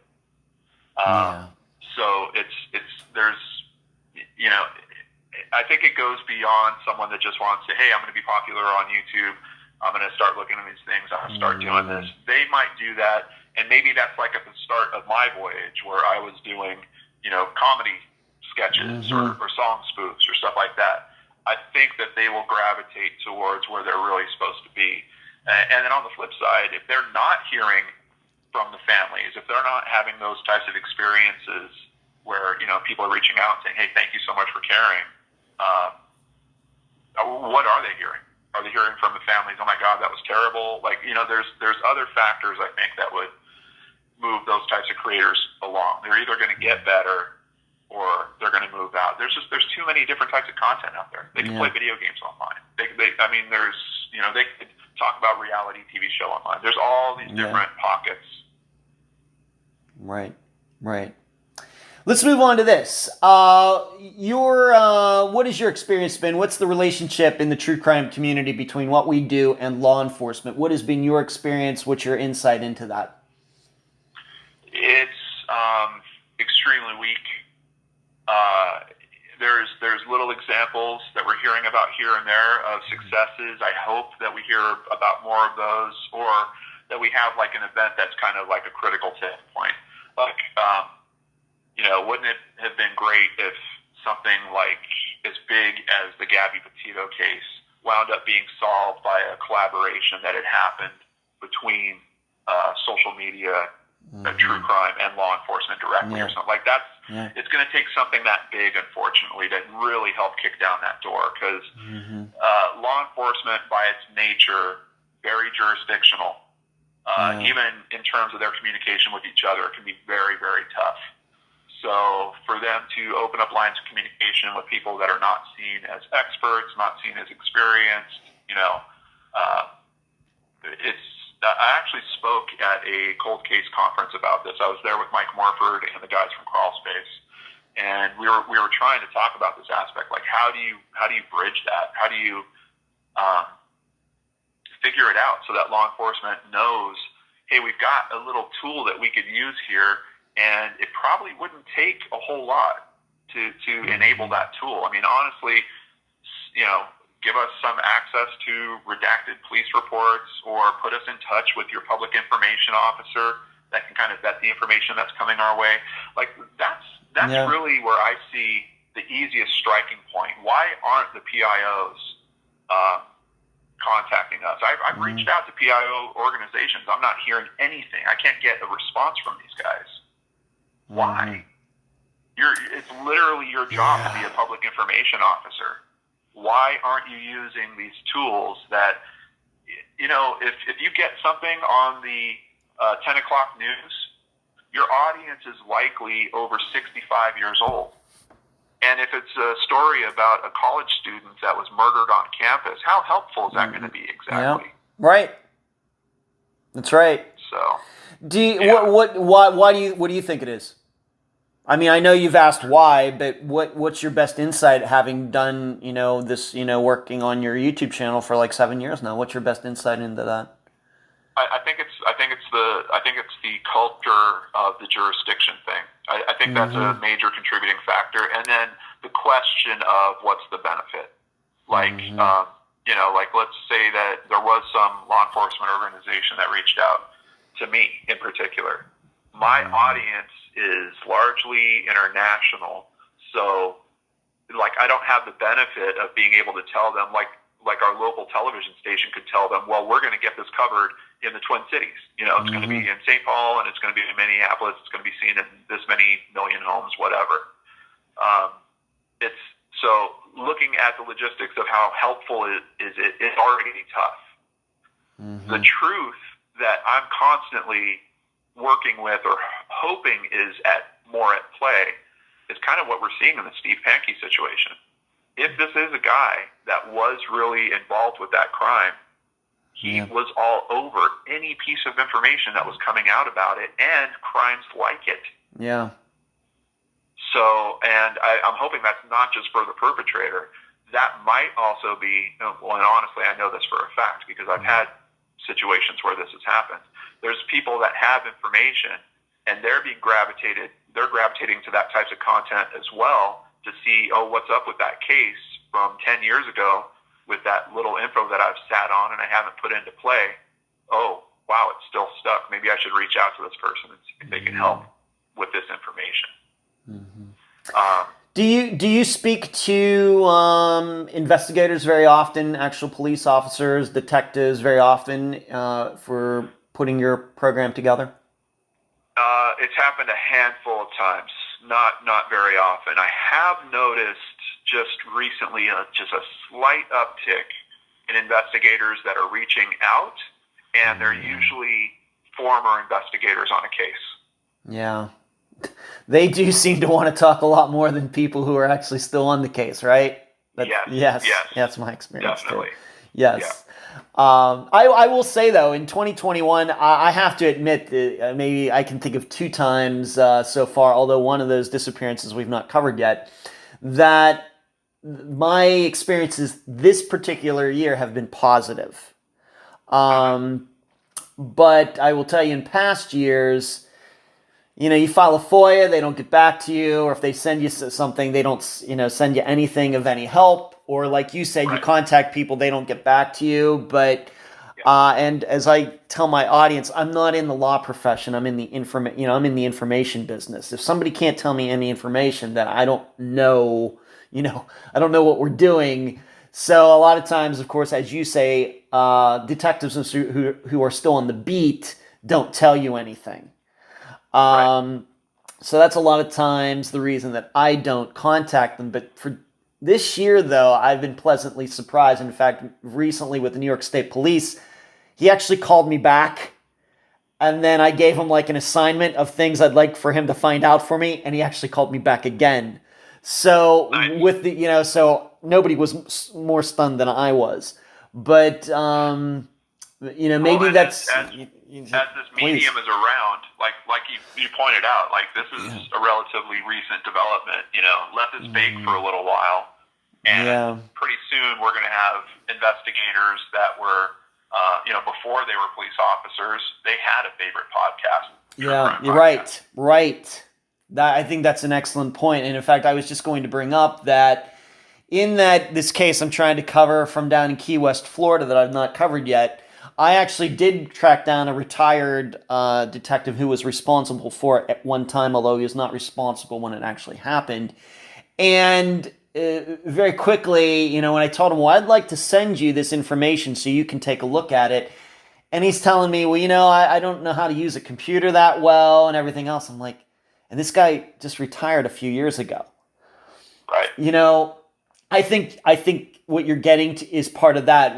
Unfortunately, maybe we have too many investigators who are I'm 51, who are older than us, who grew up kind of before computers became like a thing. And once they got into their jobs as police officers, they kind of avoided it. So when you tell them that you do this podcast and you have a YouTube channel and everything else, they get a little intimidated. Well, I don't know what that is. Right. So I think that's a little bit what you're talking about as well. I think you bring up an excellent point that eventually we will start dealing with investigators, detectives who do listen to true crime even before they got into law enforcement. And I can't tell you how many people reach out to me that are pursuing criminal justice degrees or going to school for a particular aspect of helping with this problem. So it's the timing. It's going to catch up. Yeah. Let's move on to this. The relationship between what we do and the legal profession. Of course, I know a little bit about that, being that I was just in Greeley, Colorado in October. What is your opinion, being that there are so many programs, so many YouTube channels covering crimes, a lot of them unsolved? Why don't more hosts get called to testify in trials when one of their cases eventually does make it to trial? It's rare. Any insight into that? Well, I think at least for the type of content that I'm doing, I'm really what I consider more of an information aggregator. Like I'm pulling all these different sources and trying to put out one cohesive version of the case and complete version of the case. So ultimately, yes, I'll interview family members. They'll come on. They might have some new aspect that hasn't been released out in the media or something like that. But for me as a host, having some type of knowledge that's going to really help the particular case, I'm not. I think you getting called in is the more rare thing that's going to happen. Yeah. Because if there was some information that came out on my show and they were like, oh, that family member said this and we need that to be presented in court, they're not going to want me sitting on that stand. They're going to want that family member. Mm-hmm. What's interesting about yours is you had him saying certain things, and if they wanted to possibly show that his story's changing or impeach him in some way, there's a big opportunity for that. So it's, how often are we talking to persons of interest? How often are you hearing other shows that are talking to POIs? I mean, that in itself is super rare. It is. You had kind of the perfect mix with this guy's personality, because he's got this very attention-seeking personality, and that's where it took you. So I think it's pretty rare. I don't think we're going to see it a whole lot. Yeah, I agree with you. I think I agree with your assessment. So, are you saying that you don't see that changing too much, even though we do get out there, we maybe do publicize information, maybe that hasn't been covered before through whatever means we're doing that you don't see that changing too much then in the future? More hosts or people getting called to testify, you don't see that changing too much? No, because I could tell you, even on cases where I've had people reach out to me with information and I've helped put that information into play, ultimately I'm just a link in the chain. I'm just a part of this mechanism. And I ran into this really early on. I had someone that called in and they had information, but they were scared of the situation. I said, okay, well, tell me what the info is, and we gotta reach out to the FBI on this. And I'm speaking to the FBI, and the FBI is like, we've never heard this information before. We're very interested in this, but we got to talk to the person. Can you please try to help that person talk to us? So you play a part in it. Yeah. And ultimately, you make that connection, and then that information, goes directly from the person. Ultimately, at some point, you're going to fall out of being a part of the link in that chain, which is totally fine. But I can't imagine any time where there's a trial and they need to prove that connectivity of you were the guy in the middle that put this person in touch. So I think it's going to be really rare. Okay. All right. Let's move on to this topic. What we do compared to what we would call, what's a popular term in the 21st century, the mainstream media. And of course, we're going to talk now, going to get back to your situation with Elisa Lam, but what do you think the relationship is between, of course, the podcasting community, the YouTube community, which you are in, and the more established mainstream media? Once again, it's CNN, Fox News, MSNBC, the rest of it. What is that relationship right now? It's I've always felt that it's kind of a weird relationship. I mean, to be perfectly blunt about it, there's aspects of the mainstream media that work really, really well, and there's aspects of it that are essentially doing exactly the same thing that we're doing. How many times have you gone looking for information and you found a news article, and then it's literally that same article is being repeated on 5 or 6 other sites? And that's not anything new. I was recently researching a little bit of a historical case from the 1980s, and that's just what would happen with news back then. Associated Press would put out something, and it would be reprinted. If it was a national story, like it involved a celebrity or something, literally those same exact words would be printed all across the country in all these different publications. What it feels like, and I can tell you from talking to other creators in this space, is mainstream media takes just about every opportunity they can to try to knock our space. True. To try to point us out as being dangerous, try to point us out as being irresponsible. And it was weird because even with the Gabby Petito case, we were seeing all these instances where social media was actually being extremely helpful. And there was still this constant tone in terms of the headlines and stuff about, the internet sleuths are doing this, they're doing that. They think that Brian Laundrie's hand can be seen poking out from the garden. Yes. And then they would lean into the nonsense stuff. And is some person that says something dumb on Reddit really the same as Ed Denzel? Surely not. What is an internet sleuth versus someone that's just a general internet user? And what's the difference between someone who's a general internet user and an American? We're all using the internet at this point. Right. So That's when right. you're calling out, or trying to group or categorize people like that, what are their, in terms of the view from mainstream media, there is no distinction. There's no rule of, they have to have this many followers, or be this type of person to be considered a web sleuth, or whatever term that they want to slap on it. Do you think this is? Are they maybe a little bit scared about what we do? Of course, these people who are once again interfering in front of the camera, they're making a lot more money than I am, and probably you are doing your show. Is there like a fear that this is the way things are going? Kind of we're making the reporting a little more efficient than they can, or what do you think?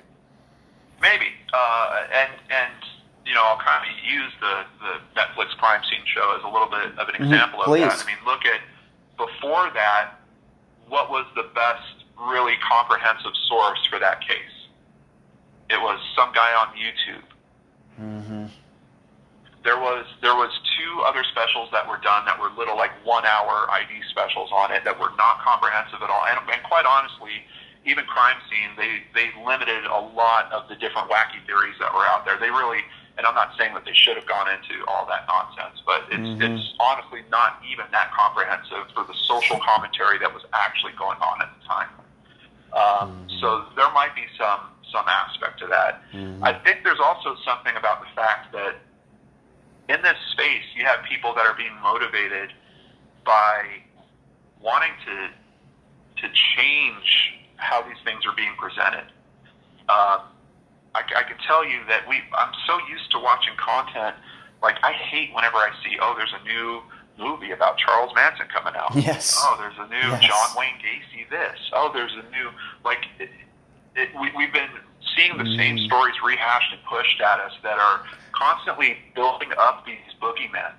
And thankfully, over the past few years, we're starting to see them catch on to being more victim-focused, being more focused on the families, really talking about the realities of these tragedies and what these people are facing. Yes.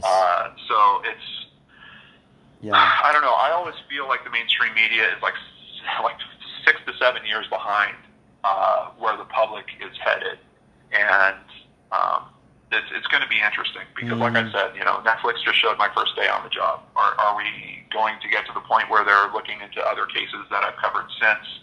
I think there's probably a good chance of that. But does it ever speed up to the point of them being able to produce at the same rate as us on YouTube? Nope. Not with the rules they're playing by. Yeah.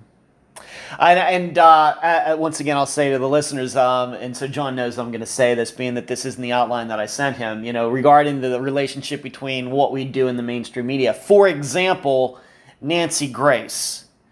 I understand her to be a huge ripoff artist. Now, she is certainly in the mainstream media, and she does mainly true crime, but I will tell you, at least a couple of my guests, have told me that, she used my information and never gave me credit. But she is, I would say, the #1 true crime person in the United States. Am I off on that? But she'll go to CrimeCon. Of course, I don't go to CrimeCon, but she'll go to CrimeCon. I've seen her there. Yeah. Another example that I would use is what happened between myself and 48 Hours. They used a small portion of my interview with Steve Pankey, never contacted me. Now, I know there are fair use rules that exist, but I didn't even know that they didn't even email me to say, hey, we're going to do this, and it's going to be a minute and everything else. It was one of my assistants who just happened to be watching on that Saturday night. It's like they think that, we exist so they can put programs together.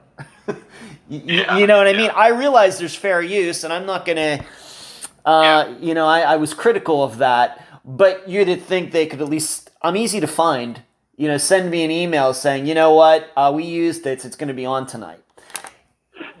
That would be nice, but I honestly, I got to tell you, I can't even count at this point how many times I've popped up on things I've never been given a heads up on.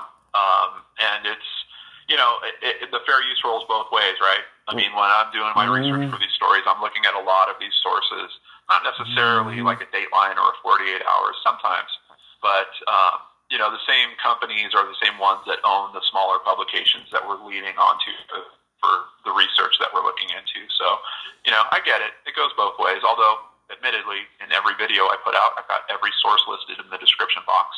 So Right. they're getting credit. Yeah, and once again, they did put my name up on there. They had the logo up there. It just was kind of funny because I don't, I have a reputation.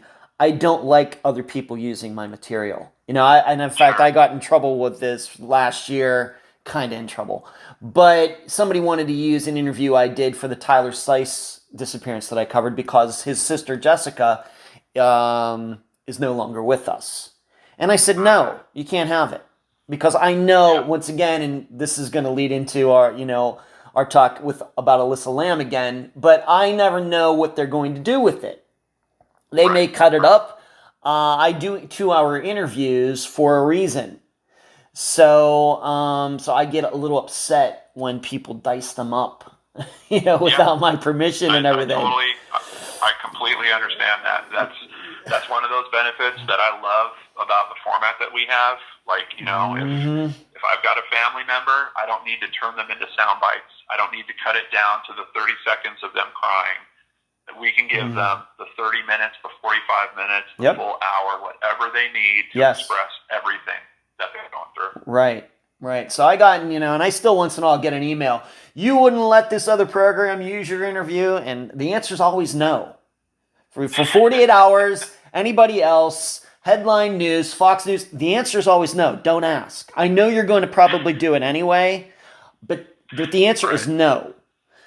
So this moves us to, and I want to thank you, John, although we can't necessarily get into it too deep. I appreciate the advice you gave me about a month ago regarding somebody who wanted to use my interview with Steve Pankey, and I appreciate, thank you.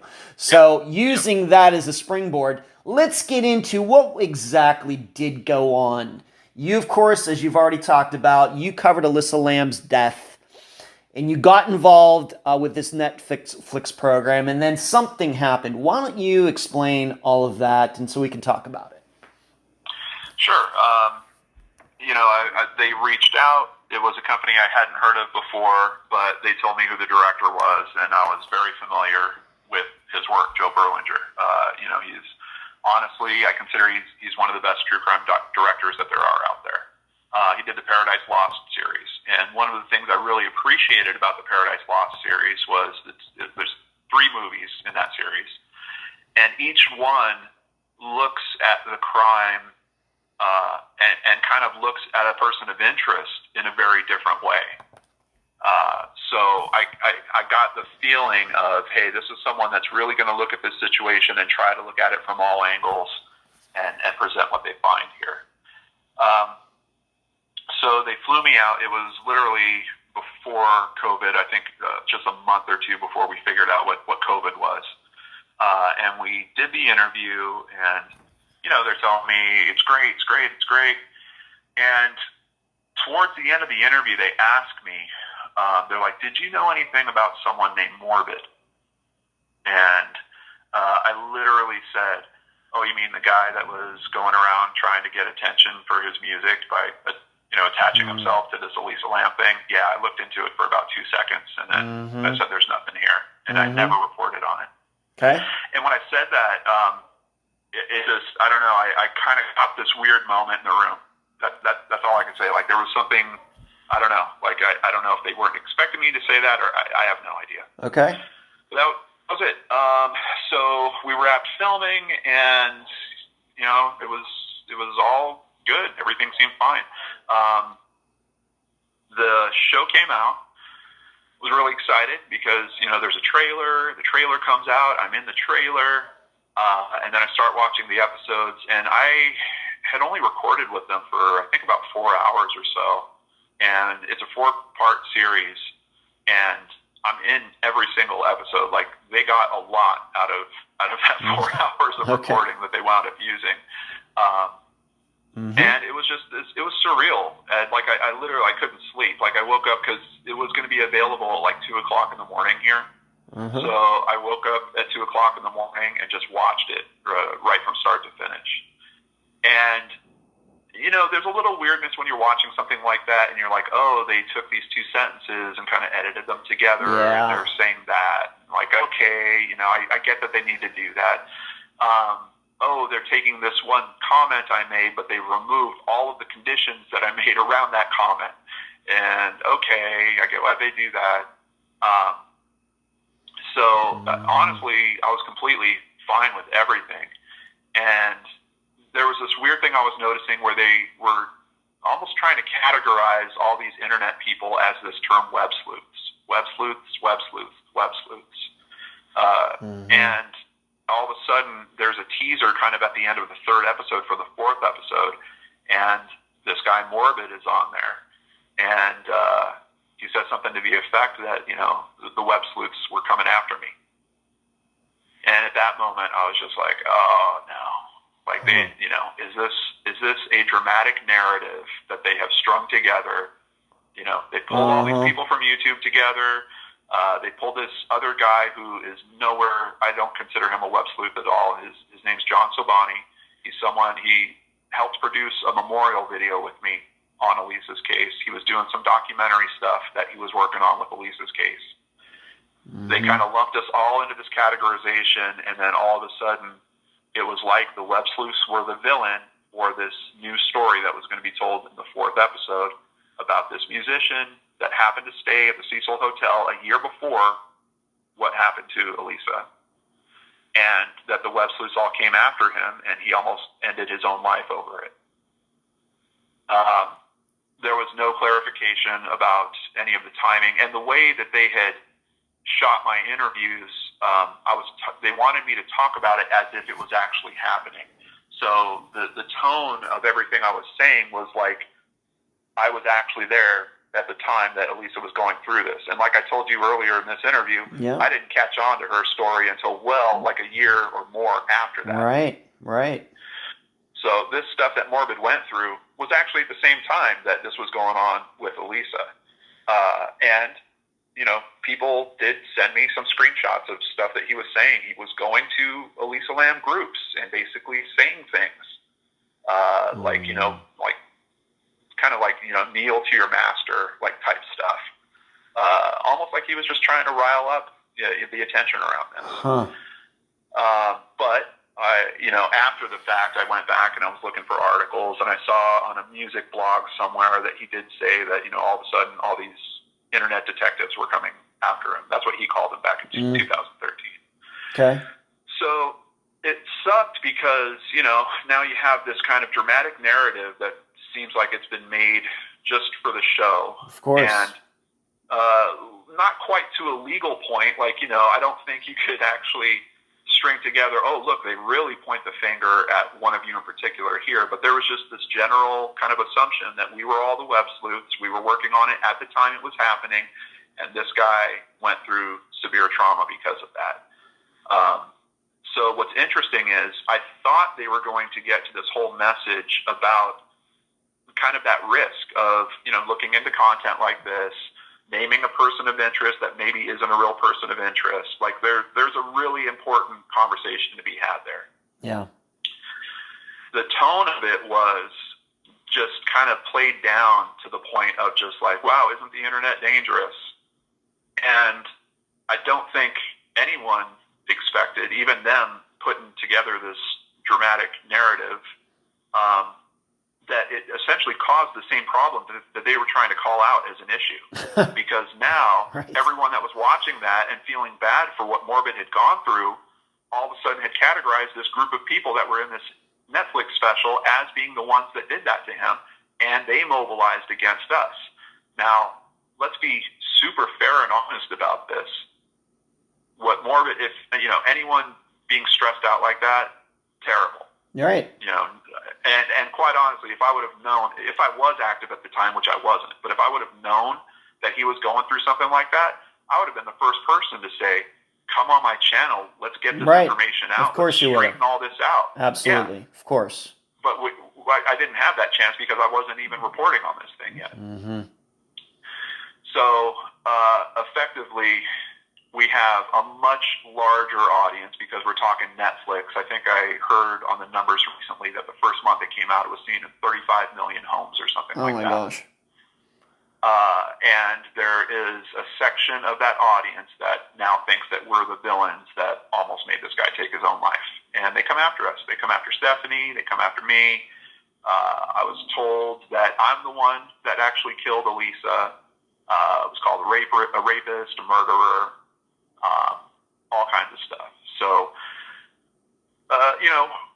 what did they wind up doing about it? Joe Berlinger shows up on a Netflix podcast a few weeks after and makes a statement, and is just very, very clear in the statement. We know that the people that we showed in this had absolutely nothing to do with what Morbid went through. So I took that statement and I basically just put it as a signpost. Like, it's still there. If you go to lordanarts.com right now, it's the first thing you see. Did we go after Morbid? You click on the link and it's the 90 seconds of Joe saying, they had nothing to do with what he went through. So it was rough. It was really rough to have something where you're so excited, like, being a kid that was raised in Southern California and like the whole entertainment aspect. To your point, like, what are we really there for? Yes. Like, right. I had finally done it, right? Okay, now I'm on Netflix during a pandemic, right? Mm-hmm. Yes. And I'm in the trailer, like all my little boy kind of fantasies are like being ticked off.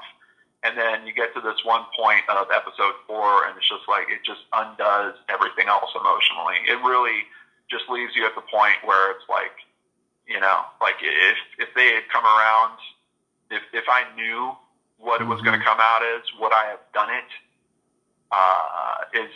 It's more of a question now than it was before. My thing with Elisa's story was always that I was afraid of people doing the spooky storytelling aspect. Yeah. Yes. And I was going to try to participate in as many of those conversations as possible to pull it back to bipolar disorder, medication issues, the real tragedy that story is about. And they get to the door basically on that conversation in Crime Scene. I really wish that the 4th episode would have been spent going through that door, really having some doctors talk about what was going on there, right. Comparing the medication that they saw in her autopsy with the medication that she had been prescribed. Was she taking it properly? What are some side effects of people that don't take these things properly? What are side effects of some of those medications straight up? Because psychotic episodes could have been one of those side effects.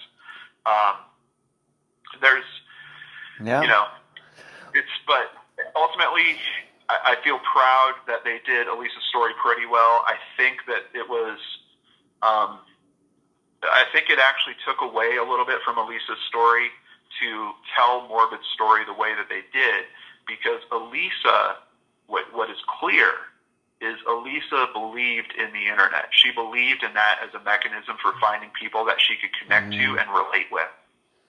Yeah. And then ultimately what you have is the other side of that coin. And hey, what did I say about Joe Berlinger?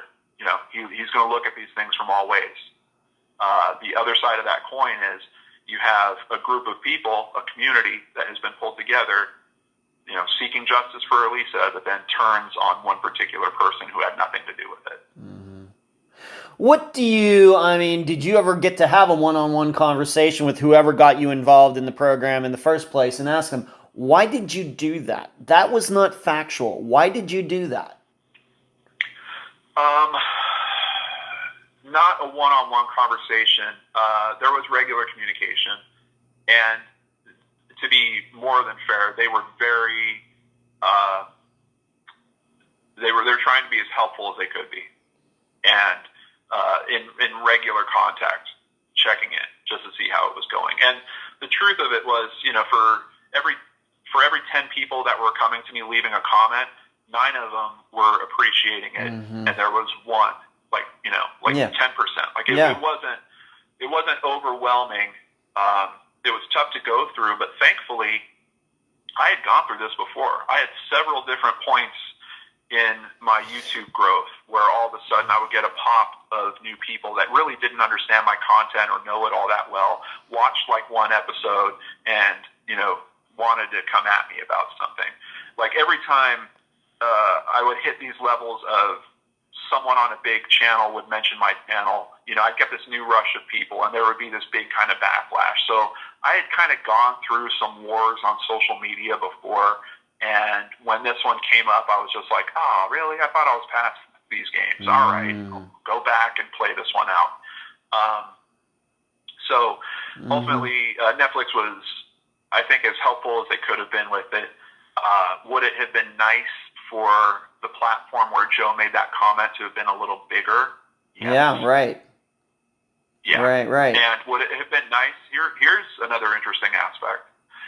You have all the pieces of that conversation out there that you could find for yourself publicly. Did any of the mainstream media publications that were talking about the crime scene show, talking about what idiots we were in the crime scene show, did any of them look into that aspect and report on, oh, hey, we just found out that something that we thought was true because of how this was presented isn't? Yeah. So, why do you think they did it because they needed a dramatic ending to the series? Is that your insight? Because obviously it was not factual. This wasn't like an editing mistake. This isn't something like a continuity error in some, Marvel movie. This is something a little more, that's a mistake. This is something a little more serious than that. They just thought, well, we gotta finish this way. What do you think? I can only, because obviously I don't have any insight into what made their decisions. Yeah. So speaking about it as a former documentary reviewer, someone that has just looked at structure of storytelling for most of my life, my assumption is they got to the end and they knew they didn't have an ending because they had to end at the same point of where most people that look at that through the lens of reality would, that this is a tragedy that this young woman went through, some type of emotional breakdown. Maybe medication was a contributing factor in that, maybe it wasn't. So how do you essentially name a show crime scene where you don't have a crime? Yeah. And what do you do there? And all of a sudden, build. I told you, mainstream media focused on creating boogeyman. Yes, that's exactly what they did. Right. They literally created a boogeyman, something that does not. Now, I don't want to say, and this is important to keep in lens of our conversation, and we've touched on this before too. Yeah. Internet detectives in 2013. What is that? Are you talking about some commenter, someone that's just on some, thread somewhere, talking about Morbid being a bad person or something like that? Is it someone with a platform? Because in the context of telling that story in 2021, you've got a very different view on what true crime is, what these platforms are. People that thought I was part of that came to YouTube and go, oh my God, this guy has 150,000 subscribers.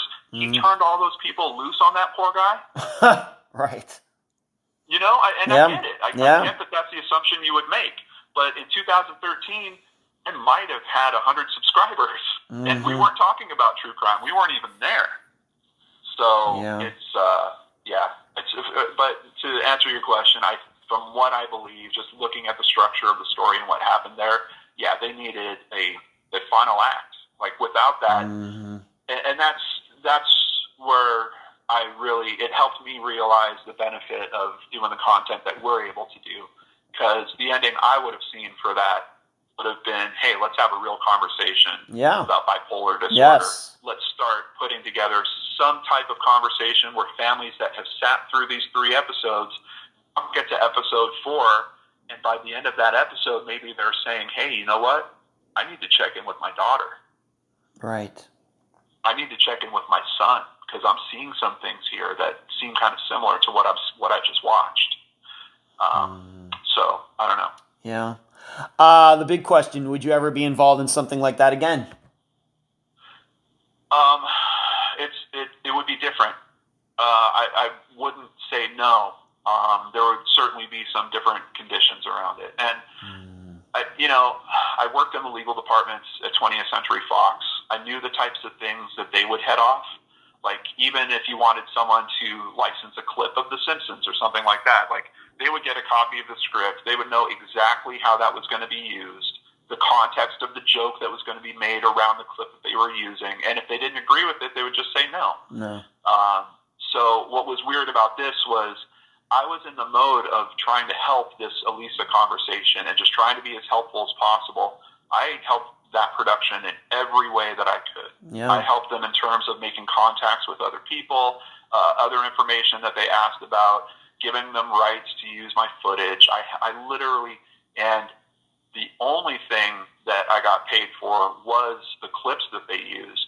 And I told them I didn't want to accept any money for that, so I had to make a donation to the to NAMI, the National Mental Institute. So it's, I wouldn't write it off. I would just say it would be different. My lawyer would be a lot more involved right from the start. Right. Man, what a headache, John. It's just, of course you're doing, we all do a lot of work anyway, and then on top of that, somebody else is giving you more work. Something that you have to respond to. That was the thing that did suck, because it did take a lot of focus and time. And, the first week felt pretty crazy. Like, it was just, a lot of trying to respond to people and, trying to tell them the actual facts. I kind of had my canned answers right off the bat, which was, hey, look at the timestamps for the videos. They didn't even report on this stuff until after, 2 years after what he went through, and look at the videos, because there's no mention of him in any of them. Right. So, right. It's the best I could do. Wow. Has that kind of died down now? I mean, like you said, it's we're moved on from that. I know you say once in a while, but you've kind of moved on. They've moved on. Everybody's moved on, pretty much. That was a huge lesson about it too, Ed. It's just the public focus, man. It moves, and it moves so quick. Yes. And honestly, there was one time that I've been recognized for being in that. I feel like I've honestly been recognized more for being on YouTube than for being in the Netflix special. Oh, good. Okay. Gotcha. Wow. All right. So, listeners, if you're wondering why I always say no to everything, and I've explained it many times on the live show and elsewhere, this is one of those reasons. This is one of those reasons. The answer is always no, and this is also the reason I've been approached about doing, missing persons program and everything else. And I'm sure I come across as being the biggest prick in the world, because I tell them, well, I'm going to have final okay on anything that's aired and everything else. Otherwise, I'm just not interested. And, I've said that to at least a couple TV producers over the last 5 years. And that's the reason why what you're talking about here, because this is like a nightmare scenario for me, to hear what you've gone through. You're doing good work, and then this kind of thing happens because they need a certain kind of ending, and so they're sitting in the editing room, and we're going to twist these words, and we're going to do this. And it's not going to cause any problems for us, but it sure as heck is going to cause a problem for somebody else, And I have to say, being that I was a filmmaker one time, they probably knew that. They had to have been able to predict that, right? Yeah.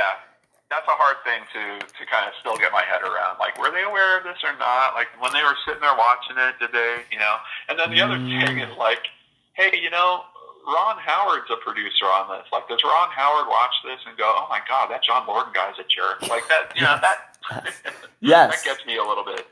Yes. As I've stated, the reason I tend to be so, like I say, prickish when these things have happened is that I realize that it's not their if we do some sort of disappearance program, like a pilot or something, it's my reputation that's on the line, not theirs.